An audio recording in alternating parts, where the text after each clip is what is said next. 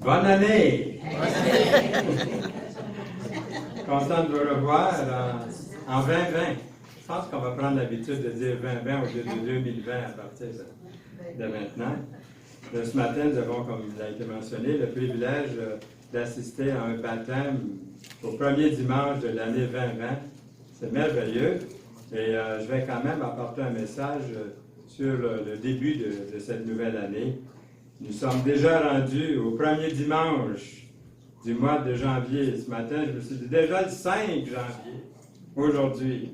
Comment va être l'année 2020? La décennie, parce qu'on commence une décennie en même temps. Les années 20. On est dans les années 20. Il y a un passage des Saintes Écritures que je crois peut nous aider à regarder vers l'avenir, si nous voulons prêter toute notre attention. Le texte est dans Éphésiens 5, les versets 15 à 17, et voici ce qu'il dit, ce texte. « Prenez donc garde afin de vous conduire avec circonspection. » Alors, je regardais les synonymes de circonspection, et puis ça veut dire avec discernement, avec maturité, avec diplomatie, avec modération, non comme des insensés, mais comme des sages. Au verset 16, « Rachetez le temps, car les jours sont mauvais. C'est pourquoi ne soyez pas inconsidérés, mais comprenez quelle est la volonté du Seigneur. » Dans Éphésiens 5, versets 16 et 17. L'apôtre Paul, ici, dans ce passage, nous présente d'importantes recommandations que nous avons besoin de considérer. On va y revenir dans un instant. Vous avez dû remarquer qu'à chaque année, les magazines et les médias publient une section spéciale de photos, d'articles, rappelant les événements et les personnalités qui ont marqué l'année qui se termine. Dans les journaux de fin d'année, il est souvent question de prédictions, de soi-disant d'experts concernant l'avenir. Certains vont jusqu'à faire des prédictions couvrant 10, 20 ans dans l'avenir et plusieurs années dans le futur. Certaines de ces prédictions se sont avérées justes dans quelques cas. Quelques occasions, c'est arrivé. Il ne pouvait pas être d'autres fois plus à côté de la traque, comme on dit. Alors, en fait, la plupart d'entre nous semblons être tellement occupés ces jours-ci. Pas vous? On est toujours pressés, on marche vite, on parle vite, on mange vite. Pourtant, on a toutes sortes de facilités qu'on n'avait pas autrefois, mais quand même, on a de la misère à rattraper avec le temps. Notre durée sur la Terre est limitée et court. Notre temps sur la terre est relativement court.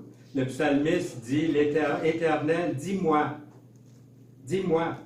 quel est le terme de ma vie? Quelle est la mesure de mes jours? Que je sache combien je suis fragile. Dans le psaume 39, verset 4. Ailleurs, il ajoute dans le psaume 90, verset 10, « Les jours de nos années s'élèvent à 70 ans. Et pour les plus robustes, où sont-ils? Il y en a un là, dans une couple ici. Les plus robustes, 80 ans. Et l'orgueil qu'ils en tirent n'est que peine et misère, car ils passent vite et nous nous envolons. C'est entendu que pour vous, ceux qui sont jeunes ce matin ici, n'est-ce pas que 60, puis 70 ans, puis 80 ans, ça c'est vieux. Hein? Ça peut vous paraître être long, puis très très vieux. Et c'est normal de penser comme ça, je pense, à un moment donné. Mais je me souviens quand moi je pensais que quelqu'un qui avait au-dessus de 40 ans était vieux. Et c'est drôle que je ne pense plus comme ça aujourd'hui. Le psalmiste nous dit pourtant de compter le nombre de nos jours. Connaissez-vous le nombre de vos jours? Nous avons perdu, elle est rendue avec le Seigneur, gloire à Dieu. Nicole, notre Nicole est déjà rendue, elle avait 24 ans. Elle disait, si je pouvais me rendre à 25 ans, un quart de siècle, elle disait. Mais elle ne s'est pas rendue à cet âge-là. Alors, c'est entendu que le psalmiste, il nous dit de compter nos jours pour que nous développions un cœur rempli de sagesse. Enseigne-nous à bien compter nos jours, afin que nous appliquions notre cœur à la sagesse. Je les ai comptés, je l'ai marqué dans ma Bible, moi. C'est 80, c'est 29 240 jours. Merci, Serge. Il tourne le fer dans le bleu, là. Hein? Tu vas à 80, toi aussi? Oui. Alors, tu es parmi les robustes. Ah, ben, il semble. C'est ça, oui. Alors, ici, je reviens à ce que David nous dit. Enseigne-nous à bien compter nos jours, afin que nous appliquions notre cœur à la sagesse. Psaume 90, verset 12. C'est pourtant ça que le psalmiste nous a conseillé de faire. Quelle est la mesure de mes jours?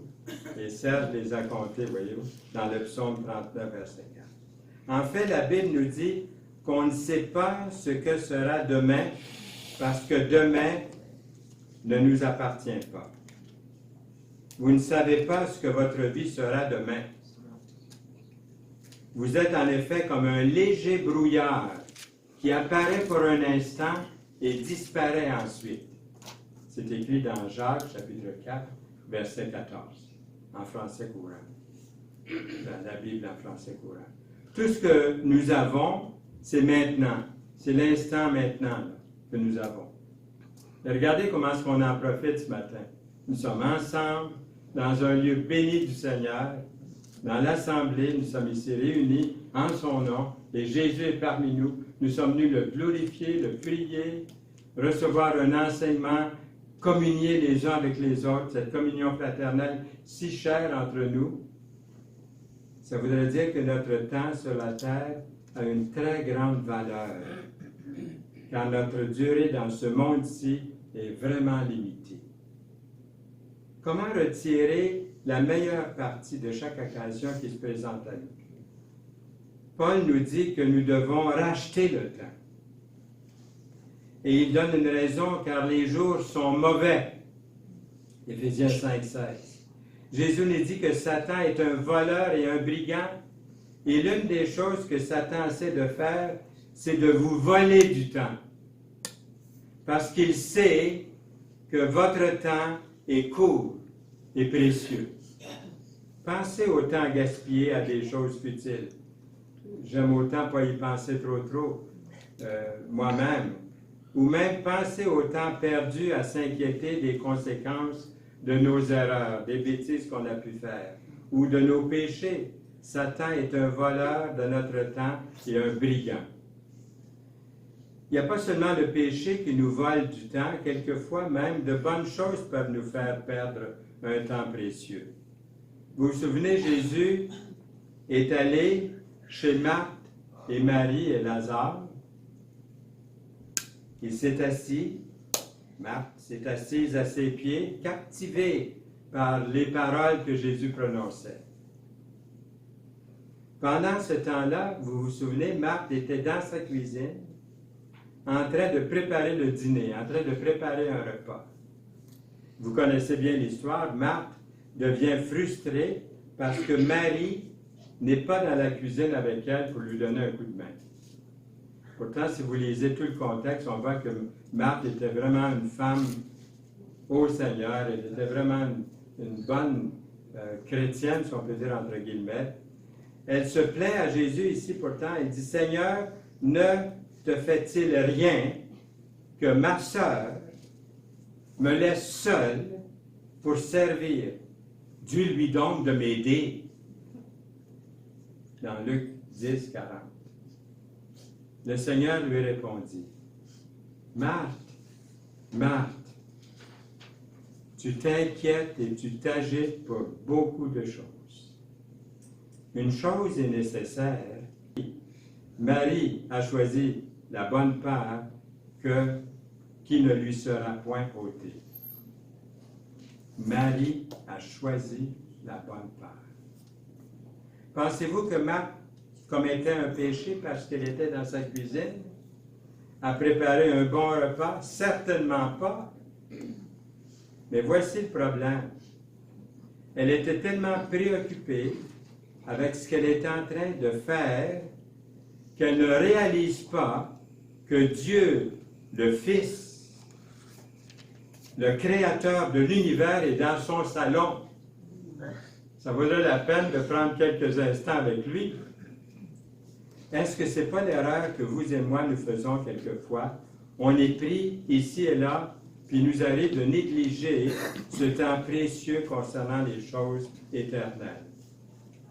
On pourrait continuer longtemps à étaler toutes nos surcharges, mais vous saisissez très bien le portrait. Il y a tellement de sollicitations de la part des autres pour tellement de bonnes choses aussi, que nous oublions, nous aurions besoin encore de connaître beaucoup de choses, puis on néglige par le fait même ce temps qu'on pourrait avoir avec le Seigneur, avec sa parole, avec les autres chrétiens. Mais comment saisir la volonté de Dieu? Pour répondre à cette question, Paul nous dit, non comme des insensés, mais comprenez quelle est la volonté du Seigneur, dans Éphésiens 5, versets 15 à 17. Quelle est la volonté de Dieu pour moi et pour vous en cette nouvelle année? Est-ce que je peux nous faire quelques suggestions? Premièrement, établir nos priorités. Je présume que si vous êtes ici ce matin à la réunion, c'est que vous donnez beaucoup de priorités dans votre vie à Dieu, puisqu'on est réunis en son nom ici aujourd'hui.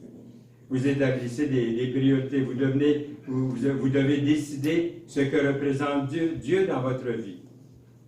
Demandons-nous qui ou qu'est-ce qui est le plus important dans ma vie. Ce qui est le plus important dans ma vie, c'est ma relation avec Dieu, par notre Seigneur Jésus-Christ. Si c'est là votre réponse, mettez cette priorité-là tout au haut de votre liste de priorités. Parce que tout va dépendre de ça. Ceci affectera vos décisions concernant votre emploi du temps, mais aussi affectera vos relations avec les autres, avec votre famille premièrement, et également l'aspect total de votre vie en général. Prendre aussi la décision de mettre à part du temps pour prier et lire la parole de Dieu à tous les jours. Un temps de prière pour vous et pour votre famille et pour les gens que vous côtoyez chaque jour. Quelqu'un m'a dit, je l'ai lu la Bible plusieurs fois, relisez-la. De prendre l'habitude. Et c'est incroyable, à tous les jours, quand on lit la Bible, il y a toujours quelque chose, après plusieurs années de conversion. Moi, ça fait, disons, 73 ans que je connais Jésus comme mon sauveur personnel. Je l'ai accepté très jeune, à l'âge de 11 ans. À toutes les fois que je lis la Bible, à tous les jours, il y a toujours quelque chose que je dis, « Hey, c'est comme si je ne l'avais pas lu. » Puis je le partage avec mon épouse, elle le partage avec moi aussi. On la lit ensemble le matin. Alors, de prendre la décision de mettre à part, c'est très important pour prier. Et quand dimanche arrive, beau temps, mauvais temps, allons tous au ralliement. Allons tous à l'Assemblée. Y a-t-il du football ou du ballon panier ou du golf? Peu importe, rien ne va interférer avec ma décision d'être à l'Église parce que Dieu vient en premier dans ma vie. J'ai entendu que des fois, quelqu'un travaille, puis là, il est empêché, on peut comprendre ça. Mais je parle ici, vous comprenez ce que je veux dire, des choses des fois qu'on prend, qu'on aurait pu faire mieux en allant se réunir avec nos frères et sœurs. Je vais aller adorer Dieu collectivement avec d'autres chrétiens. Et rien ne m'empêche d'être présent à la réunion parce que je vois que c'est une chose très importante pour moi. Alors, tout au long de la liste, prendre du temps avec la famille, tout au haut de la liste, je dirais, prendre du temps avec la famille, les enfants. Il est très important de se fixer des rendez-vous aussi entre mari et épouse, une sortie pour seulement parler sans être interrompu par le cellulaire, le beeper ou le téléphone ou je ne sais trop quoi. Alors, ça peut être une rencontre aussi à la maison. Si une sortie ne convient pas, il s'agit de mettre du temps à part seulement pour nous deux. C'est très important aussi de prendre du temps avec les jeunes, comme je l'ai mentionné. Il y a aussi le travail. Lorsqu'un patron emploie un chrétien, il devrait s'attendre à ce que cette personne lui donne une bonne journée de travail. Alors, c'est là aussi que nous vivons notre vie chrétienne. L'honorer là, sur le marché du travail. Il s'agit premièrement d'établir, de planifier nos priorités, et ensuite de vivre jour après jour pour le Seigneur. Nos deux plus grands ennemis seraient le regret des choses que nous avons faites dans le passé, puis aussi l'anxiété au sujet de ce qui pourrait arriver. Plusieurs voudraient se voir déjà rendus à l'été, déjà rendus au printemps ou à la semaine prochaine. Il y a quelqu'un qui m'appelle presque souvent dans la semaine, il ne vient pas ici, là, un chrétien qui me dit « Et que j'ai hâte à ma pension, à ma retraite. Ouais. » J'ai dit « Le temps passe vite, tu vas être rendu là, ça ne sera pas long. » Je pense qu'il lui aura juste 1 an et demi ou quelque chose comme ça. Mais lui, il dit qu'il trouve le temps là. Là, j'essaie de lui dire de vivre aujourd'hui son temps le plus précieux. C'est maintenant. Il ne se rendra peut-être jamais à sa retraite. Pourquoi pas profiter des jours maintenant? Donc, c'est un enseignement qu'on a tous besoin, et lui surtout en a besoin, puis je lui rappelle. Un jour, quelqu'un a dit, « La vie est ce qui vous arrive aujourd'hui pendant que vous faites des plans pour l'avenir. » Est-ce que c'est vrai, ça? Oui. Ben oui. Un bon jour, 2019 est arrivé. Regardez, il est déjà passé. Est-ce que ça a passé vite, 2019? Oui. Wow, que ça a passé vite. Plus on vieillit, plus ça passe vite. Une nouvelle année est arrivée, 2020, et elle a déjà entamé les 5 jours. Seigneur, aide-nous à racheter le temps. Et pendant que la nouvelle année, vous puissiez avoir, pendant cette année-là, assez de bonheur pour vous rendre joyeux, assez d'épreuves pour vous maintenir fort, assez de peine pour vous garder humain, assez d'espoir pour vous maintenir heureux, assez d'erreurs pour vous maintenir humble. Ensuite, assez de succès pour vous être épanoui, d'amis pour de réconfort, de richesse pour subvenir à vos besoins, d'enthousiasme pour regarder demain avec optimisme, puis détermination pour vous rendre aujourd'hui meilleur qu'hier. Donc, ça en fait des choses, hein? Mais vous devez retenir tout ce qui a paru là. Mais si vous en retenez une ou deux, ça serait déjà bien de pouvoir considérer ça. Dans Romains 13, il est écrit « Cela importe d'autant plus que vous savez à quel temps nous sommes. C'est l'heure de vous réveiller, afin du sommeil, car maintenant le salut est plus près de nous que lorsque nous avons cru.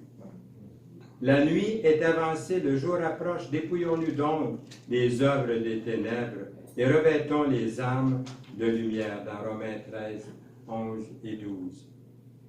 Le salut est tout près de vous ce matin, s'il y a quelqu'un ici qui n'a pas encore l'assurance de son salut.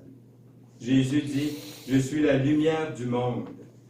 Celui qui me suit ne marchera pas dans les ténèbres, mais il aura la lumière de la vie. » Ce matin, là où vous êtes, vous pouvez lui dire, si ce n'est pas déjà fait, là, dites-lui, qu'est-ce qui vous empêche de dire au Seigneur ce matin, « Seigneur, je reconnais que je suis pécheur. Je crois que le Seigneur Jésus a été crucifié pour moi, qu'il est ressuscité pour ma justification. Je le reçois maintenant et le reconnais pour mon sauveur personnel. » Pouvez-vous prier sincèrement et sérieusement? Seigneur, s'il te plaît, aide-moi à utiliser les heures qui sont à ma disposition en 2020, à les utiliser le plus sagement possible pour toi et pour ta gloire. Nous avons quelqu'un ce matin qui va témoigner publiquement qu'il a fait exactement ça Seigneur, je reconnais que je suis pécheur et je crois que Jésus est mon sauveur. Il va le confesser publiquement. Il va vous le dire publiquement que Jésus est son Seigneur, qu'il le reconnaît. L'avez-vous fait vous-même? S'il y a quelqu'un ici qui ne l'a pas fait, est-ce que vous pouvez faire cette prière sincère à Dieu et dire oui, je veux être baptisé, je veux le confesser publiquement, parce qu'il est mon Sauveur et Seigneur, je le reçois personnellement. Nous lisons, Jean-Baptiste dit, moi je vous ai baptisé d'eau pour vous amener à la repentance, mais celui qui vient après moi est plus puissant que moi. Et je ne suis pas digne de porter ses souliers. Lui, il vous baptisera du Saint-Esprit et de feu. Le baptême de Jean-Baptiste est un baptême invitant les gens à se repentir, à accepter l'évangile du Messie. Jésus arrive et demande à Jean de le baptiser. Le mot baptême vient du mot grec qui veut dire être immergé, mis sous l'eau, immergé. Le baptême d'eau est une confession publique de votre foi en Jésus. Le baptême d'eau est un signe visible de la repentance, du changement intérieur opéré par le Saint-Esprit. C'est indélébile ce que le Saint-Esprit fait en vous, c'est pour l'éternité. C'est ce que l'homme ne peut pas faire de lui-même. Mais Dieu l'a fait pour vous lorsque vous l'avez reconnu comme Sauveur et Seigneur d'une façon sincère et sérieuse. Le baptême d'eau est votre témoignage de l'ensevelissement public de votre ancienne vie. Et voilà, vous êtes baptisé dans l'eau, une immersion totale, l'ensevelissement. Et non pas quelques gouttes d'eau, mais vraiment, l'image nous démontre l'ensevelissement de notre vie passée. Et vous sortez de l'eau comme la résurrection, une vie nouvelle lorsque vous êtes ensevelis. Lorsque vous ensevelissez une personne décédée, vous ne mettez pas seulement quelques graines de terre sur le décédé, il est enterré complètement. C'est la même chose avec le baptême. C'est pour ça que le baptême, c'est un baptême par immersion. Ce n'est pas quelques gouttes d'eau sur le front. Dans l'Écriture, il n'est pas question non plus de baptême d'enfant. Il faut croire avant d'être baptisé. Maintenant, quelqu'un ne peut pas croire pour l'enfant. J'ai entendu un jour quelqu'un dire le baptême des adultes, c'est pour préfigurer le baptême que l'enfant a eu quand il était bébé. C'est pour non, c'est pas ça. La personne qui se fait baptiser par immersion, c'est parce qu'elle a reconnu que Jésus-Christ est son sauveur, ce que l'enfant ne peut pas faire. L'enfant qui est naissant, il doit le faire un jour, reconnaître Jésus comme son sauveur et Seigneur. Alors, ceux et celles qui reçoivent le Seigneur Jésus-Christ comme sauveur personnel se font baptiser dans l'eau à la première occasion. Dans les actes, le baptême d'eau est toujours exercé sans délai. Par le baptême d'eau, nous disons adieu à notre vie passée, puis allô à notre nouvelle vie. Le baptême d'eau est un point de démarcation. La ligne est tracée entre l'ancienne vie et la nouvelle. Le Seigneur vous donne des nouveaux désirs, vous sensibilise sur ce qui est mal avant que vous n'auriez pas considéré. Pourquoi pensez-vous que Jésus s'est fait baptiser? Il est notre modèle par ce signe-là. Il nous indiquait qu'il allait mourir, être enseveli et puis ressusciter. Par le baptême, c'était l'image. Le baptême d'eau est une figure, une vérité des plus fondamentales des Saintes Écritures. Par le baptême d'eau, nous engageons dans cette nouvelle vie avec le Seigneur Jésus-Christ, qui est mort pour nous et qui est revenu à la vie. Le baptême d'eau indique que la personne qui a été immergée est une personne née de nouveau. Dans les Actes 8, 36, l'Éthiopien pose cette question à l'évangéliste Philippe. Il dit, « Voici de l'eau. Qu'est-ce qui empêche que je ne sois baptisé? » Qu'est-ce qui empêcherait l'eunuque d'être baptisé? C'est de ne pas être venu à Jésus, de ne pas reconnaître Jésus comme Sauveur et Seigneur. Alors, qu'est-ce que c'est que Philippe dit? Il dit, si tu crois de tout ton cœur, cela est possible. On va te baptiser. si tu crois de tout ton cœur. L'eunuque répondit, je crois que Jésus-Christ est le Fils de Dieu. Il fit arrêter le char. Philippe et l'eunuque descendirent tous deux dans l'eau, et Philippe baptisa l'eunuque. Reconnaissez-vous, je m'adresse à vous ce matin, vous qui n'êtes pas sûrs, encore peut-être, reconnaissez-vous que vous avez péché. Moi, j'ai péché. Il y en a plusieurs ici qui sont prêts à le reconnaître. Vous, avez-vous déjà péché? C'est difficile de dire non, j'ai jamais péché. Tous ont péché. Alors, reconnaissez-vous que vous avez péché et que vous êtes un pécheur, donc, comme tous les êtres humains. Savez-vous que Jésus a porté vos péchés à la croix? Savez-vous ça, que Jésus a porté vos péchés à la croix? Qu'il a pris votre place pour payer votre dette. Vous êtes acquitté si vous mettez votre foi en Jésus ce matin comme Sauveur et Seigneur de votre vie. En lui donnant votre vie, en disant, Seigneur, j'accepte, je te reconnais que tu es mon Sauveur, mon Seigneur. Sans toi, je suis perdu. Tu es mon Sauveur, je t'accepte. En disant ça, le Saint-Esprit vient habiter en vous. Vous scelle du Saint-Esprit pour l'éternité. Vous devenez son enfant. Peut-être vous ne sentirez rien, d'autres vont peut-être sentir une émotion, mais c'est le pas de foi que vous faites qui compte ici, qui est scellé. Ce matin, je vous demande, le reconnaissez-vous comme votre Sauveur et Seigneur dans votre vie? Si vous pouvez faire la prière, cette prière, Seigneur, je reconnais que je suis pécheur et je crois que le Seigneur Jésus-Christ a été crucifié pour moi et j'accepte ton sacrifice pour le pardon de mes péchés. Est-ce que vous êtes prêts à reconnaître ça? Sincèrement, le reconnaître Jésus comme votre Sauveur et Seigneur de votre vie? Si oui, pourquoi ne pas le dire publiquement comme va le faire Christian tantôt? Pourquoi ne pas le faire?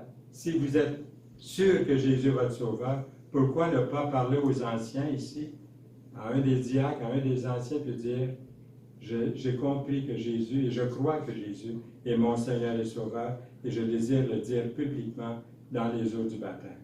Êtes-vous prêts à faire ça? C'est grave, la question est grave, la question est sérieuse. Alors ici, ce matin, nous avons le privilège d'entendre le témoignage de notre frère. Je vais terminer ici. J'en ai assez dit sur le baptême pour qu'on comprenne ce que c'est l'image que Dieu nous laisse. On n'est pas sauvé par le baptême, on n'est pas sauvé par une œuvre, que ce soit le baptême ou autre chose. Le larron sur la croix n'a pas eu le temps de se faire baptiser, il était crucifié, et Jésus a dit, aujourd'hui même, tu seras avec moi dans le paradis. Mais s'il n'était pas crucifié, il aurait été baptisé pour confesser Jésus comme son sauveur personnel. Le baptême est très important. C'est le premier acte d'amour que vous démontrez au Seigneur comme quoi vous êtes son disciple, son enfant. Amen. Amen.